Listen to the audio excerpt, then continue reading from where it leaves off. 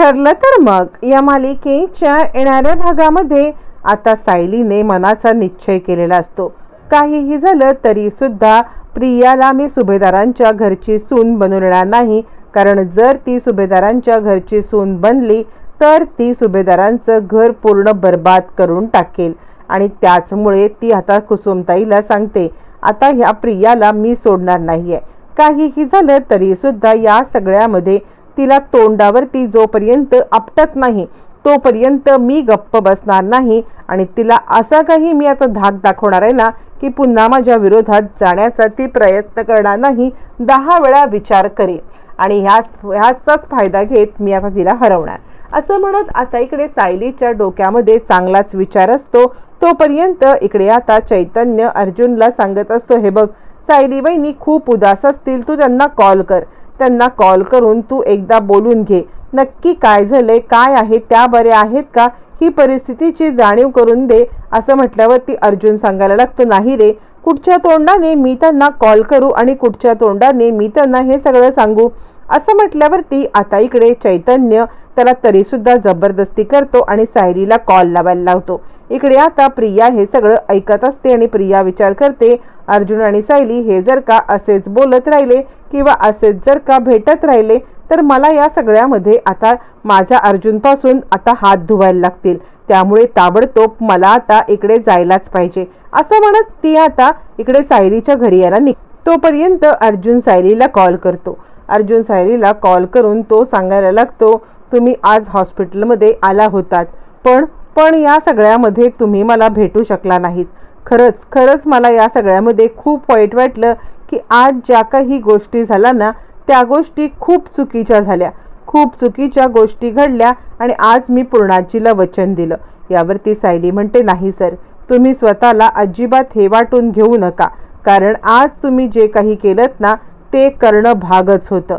कारण कितीही काही झालं तरी सुद्धा तुम्ही या सगळ्यामध्ये हे करणं आवश्यक होतं, नाहीतर पूर्णाजींची तब्येत बिघडली असती आणि हे मला कदापि शक्य झालं नसतं. मग त्यावरती अर्जुन म्हणतो, पण मी तन्वीसोबत नाही लग्न करू शकत.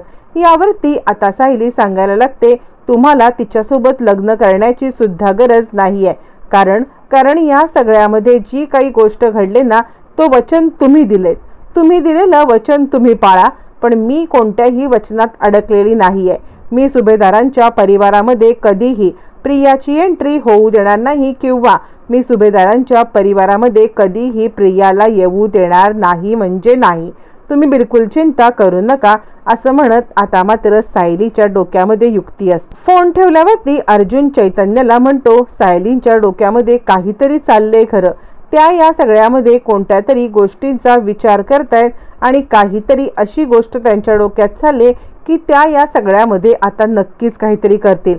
यावरती चैतन्य म्हणतो, तू काळजी करू नकोस, कारण सायली वहिनीना जबरदस्त आता प्रियाचा काहीतरी हे करतील. कारण ज्या वेळेला आत्तापर्यंत सायली वहिनी गप्प होत्या, अशी एखादी स्त्री असते ना, पण ज्या वेळेला तिच्या एखाद्या वर्मावरती बोट ठेवलं जातं ना त्यावेळेला ती पेटून उठते. वरकरणी शांत दिसणाऱ्या पण स्त्रीचे काहीतरी असे पॉइंट असतात की ज्याला डिवचल्यावरती ती पेटून उठते.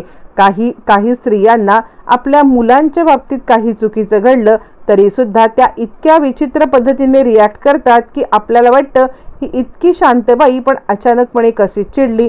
तशाच सायली वहिनी आहेत. त्या आपल्या कुटुंबासाठी आपल्या नवऱ्यासाठी खूप प्रोटेक्टिव्ह आहेत आणि त्यामुळे तू चिंता करू नकोस, काहीही झालं तरी त्यांचं रौद्ररूप पाहायची वेळ आलेली आहे. आणि चैतन्याचं म्हणणं अगदी अचूक असतं. इकडे तावातावात प्रिया सायलीच्या इकडे आलेली असते आणि काय ग, तुझं डोकं फिरलंय का? तुला कळत नाही आहे का की पूर्णाजीने या सगळ्यामध्ये वचन दिलेलं आहे अर्जुनला. अर्जुनने तिला वचन दिलंय की काहीही झालं तरी सुद्धा तो या सगळ्यामध्ये तुझ्याशी आता डिवोर्स घेणार आहे आणि तुमच्या सह्या असलेले पेपर मी ऑलरेडी पाठवलेले आहेत. तुमच्या सह्या असलेल्या पेपरना मी ऑलरेडी कोर्टात सबमिट केलंय. मग काय, मग तुमचा डिवोर्स आता फायनल, डिवोर्सची प्रोसेस सुरू झाले. असं म्हटल्यावरती आता इकडे तिला प्रियाला सायली सांगायला लागते, अगं मी सुद्धा वकिलाची बायको आहे. यावरती प्रिया म्हणते, तू असशील ग, पण आता तू एक्स बायको आहेस, कारण तुझा डिवोर्स फाईल झालेली आहे. असं म्हटल्यावरती सायली म्हणते, हे बघ, तू न माझ्या नादी लागू नकोस, कारण किती काही झालं ना तरी तू या सगळ्यामध्ये कधीच सुभेदारांची सून होऊ शकणार नाही. यावरती सायली सांगते, हो, मी सुभेदारांची सून होऊ शकणार नाही, कारण मी ऑलरेडी सून आहे. प्रिया म्हणते, तुझ्या डोक्यात नाही का शिरत आहे? तू ऑलरेडी तुझी डिवोर्स केस फाईल झाले बोलते, तरी सून सून काय करतेस? यावरती आता इकडे सायली सांगायला लागते, अगं सून म्हणजे काय? म्हणजे माझा डिवोर्स फाईल तू केलीस, मान्य आहे.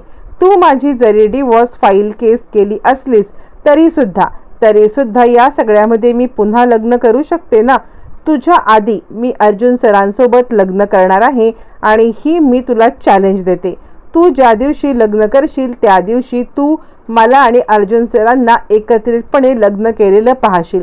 असं म्हणत आता इकडे सायलीने तिला ओपन चॅलेंज दिलेलं असतं आणि प्रिया या सगळ्यामध्ये चांगलीच गडबडते. प्रिया सांगायला लागते, काय तू आणि लग्न करणार आधी? यावरती सायली सांगते, हो, मी लग्न करणार आणि तू माझ्या आधी लग्न करूनच दाखव, माझं तुला चॅलेंज आहे. असं म्हणत इकडे आता सायली प्रियाचा हात धरते आणि चालती होईतून. प्रिया म्हणते, हे बघ, हे तुझ्या गळ्यातलं मंगळसूत्र मी आत्ताच्या आत्ता काढून टाकणार आहे. असं म्हणत ती सायलीच्या मंगळसूत्राला हात घालते. ज्या क्षणी तिने सायलीच्या मंगळसूत्राला हात घातलं, संपलं. सायली आता चिडलेली असते. मंगळसूत्राला घातलेला हात सायली आता खसकन ओढून काढते आणि आता तोच हात मागे खेचत तिने आता या सगळ्या प्रियाच्या सणकन थोबाडीत दिलेली असते. प्रिया म्हणते, तुझी इतकी हिंमत कशी झाली मला आता मारण्याची? यावरती सायली सांगते, मी आत्ता फक्त तुला मारलंय, पण जर तू या सगळ्यामध्ये पुन्हा माझ्या मंगळसूत्राला हात लावण्याचा प्रयत्न केलास ना तर मी तुझी काय अवस्था करेन तुला माहिती नाहीये. तू फक्त जरी डिवोर्स केस फाईल केली असली तरी आमचा डिवोर्स व्हायला अजून खूप खूप वेळ लागणार आहे आणि त्याआधी जर का तू लग्न केलंस तर तुला कोर्टामध्ये खेचून मी या सगळ्यामध्ये तुला पूर्णपणे नेस्तनाभूत करायला अजिबात मागे पुढे पाहणार नाही. त्यामुळे तुला आत्ता एक गोष्ट मी सांगून ठेवते, माझ्या वाटेला जाण्याचा विचार सुद्धा करू नकोस, कारण जर तू मला आता डिवचण्याचा प्रयत्न केलास तर या सगळ्यामध्ये मी तुला असा काही धडा शिकवीन ना की या सगळ्यामध्ये आता तुला पूर्णपणे या सगळ्यामध्ये अडकून जाशील, निघितो. असं म्हटल्यावरती आता इकडे प्रिया काही हलायला तयार नसते. सायली तिचा हात धरते आणि तिला फरफटत बाहेर काढत म्हणते, चल, चालती हो, या घरामध्ये थांबण्याची तुझी लायकी नाहीये. पुन्हा या घरात दिसू नको आणि एक गोष्ट लक्षात ठेव, काहीही झालं तरी माझ्या अर्जुन सरांच्या वाटेला जाण्याचा प्रयत्न केलास तर खबरदार. असं म्हणत सायलीने तिला हाकलून दिलेला. मग आता कुसुम म्हणते, काय ग सायली, याच्या पुढे काय तुझा प्लॅन आहे? कुसुमला सायली सांगते, चैतन्य भाऊजींना मी बोलवलंय. चैतन्य भाऊजींना बोलवून आता जे काही करायचं आहे ते सगळं मी करणार आहे. तू कुसुमताई काळजी नको करू. असं म्हटल्यावरती कुसुम म्हणते, ठीक आहे. मग चैतन्य इकडे सायलीला भेटायला येतो. सायलीला भेटायला आल्यावरती सायली सांगते, हे बघा, तिने माझी डिवोर्स हे फाईल केलेली आहे, पण या सगळ्यामध्ये आता ती डिवोर्सची मला फाईल करायचीच नाही आहे, हे मी तिकडे येऊन सांगू शकते ना?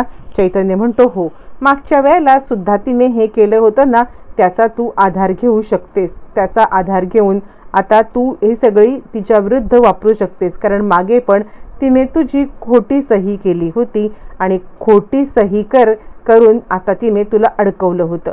तोच वापर तू आत्ता करू शकतेस आणि तोच वापर करून तू तिला अडकवू शकतेस. असं म्हटल्यावरती सायली आणि चैतन्य या दोघांनी खूप मोठा प्लॅन केला. आता मग अर्जुन आणि चैतन्य म्हणजे सायलीला भेटायला अर्जुन पण येतो. त्यावरती अर्जुन म्हणतो, मी तुमचा किती माफी मागू आणि आता किती नाही असं मला झालेलं आहे. खरं सांगू का तर मी तुमची माफी मागण्याच्या पण लायकीचं नाही आहे. यावरती आता इकडे सांगायला लागते सायली, नाही, माझ्यासारखं भाग्य कोणाला लाभतं का? माझ्याच नवऱ्यासोबत दुसऱ्यांदा लग्न करण्याची मला आता संधी मिळालेली आहे. ही संधी कदाचित मला प्रियाने दिलेली आहे आणि या संधीचं मी नक्कीच सोनं करणार. तुम्ही काळजी करू नका. काहीही झालं तरी मी माझ्या नवऱ्यासोबत पुन्हा लग्न करणार आणि ते पण प्रियाच्या नाकावरती टिचून. असं म्हणत आता इकडे अर्जुनने इन्स्पेक्टर साहेबांना बोलवलेलं असतं आणि अर्जुनने सगळा प्लॅन समजावून सांगितलेला असतो.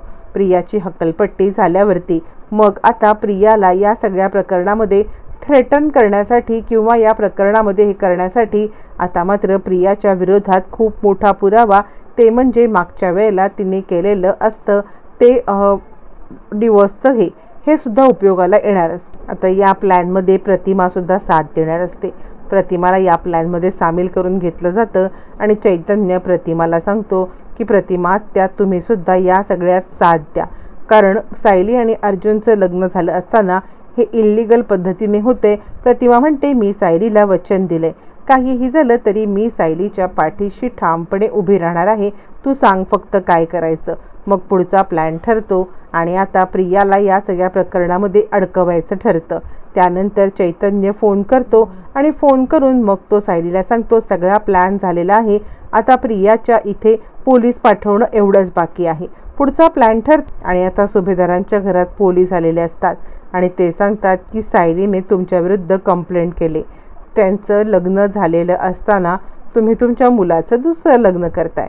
असं म्हटल्यावर ती प्रिया, कल्पना पूर्णाची हादरते आणि पहिला झटका तर दिलाय, पण हा झटका पुरेसा नाहीये. यापुढे आता प्रियाला सायली कशा पद्धतीने मार्गातून बाहेर काढणार हे येणाऱ्या भागातच कळणार.